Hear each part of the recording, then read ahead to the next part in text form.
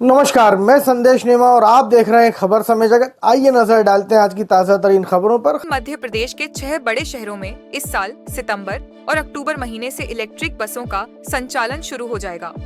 केंद्र सरकार की योजना के तहत देश के 88 शहरों में 6,500 से ज्यादा ई बसें चलाई जानी हैं, जिनमें से मध्य प्रदेश को 582 बसें आवंटित की गई हैं।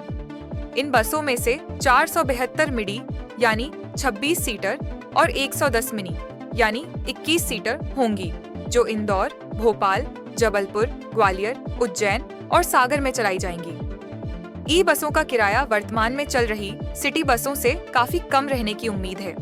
इन बसों के संचालन और रखरखाव की जिम्मेदारी green cell mobility private limited company उठाएगी।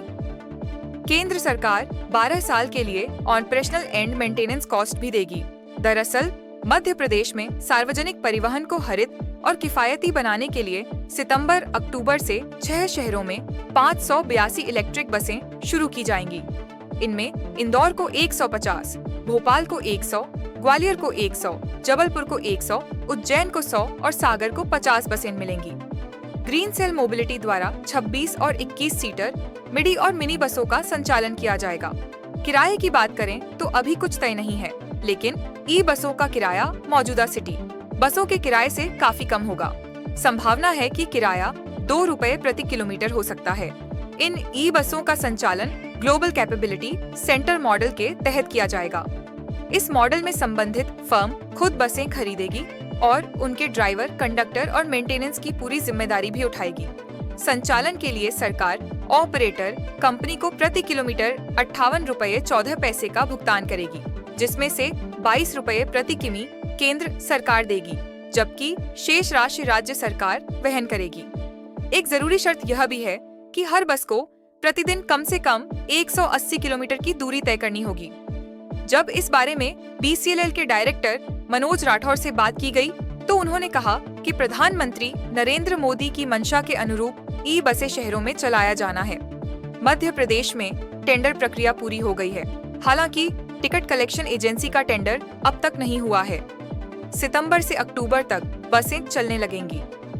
निश्चित तौर पर देश के प्रधानमंत्री नरेंद्र मोदी जी ने आह्वान किया था कि इलेक्ट्रिक बसें शहरों में दौड़ें, तो उसका टेंडर प्रक्रिया मध्य प्रदेश के शहरों के अंदर पूरी कर ली गई है।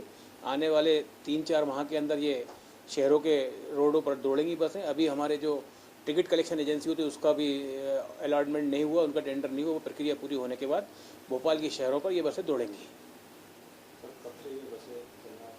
मुझे लगता है कि अभी अप्रैल माह चल रहा है, सितंबर अक्टूबर तक ये बसें भोपाल के शहरों में और मध्य प्रदेश के अन्य शहरों में दौड़ेंगी।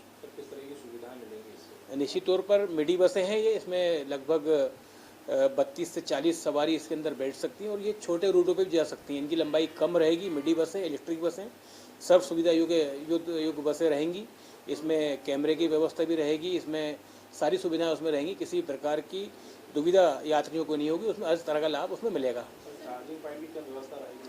चार्जिंग पॉइंट जैसा भोपाल के 2 स्थानों पर बनाया जा रहा है, एक बैरागढ़ के अंदर बनाया जा रहा है, एक मिसरोद के अंदर, बस्तुरवा नगर के अंदर बनाया जा रहा है। 2 जगह बनाया है, जिसमें भोपाल को 100 बसें मिलने जा रही है। 50 बसों का स्टेशन, चार्जिंग स्टेशन एक तरफ रहेगा, 50 चार्जिंग स्टेशन एक तरफ रहेगा। तो दोनों जगह जो व्यवस्था बनाई जा रही है उसका टेंडर प्रक्रिया पूरा कर लिया गया है।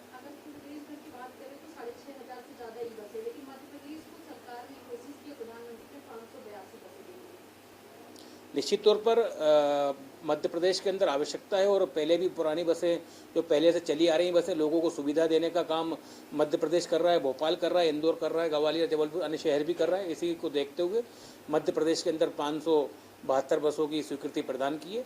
निश्चित तौर पर शहर की जनता को उसमें सुविधा मिलने वाली है।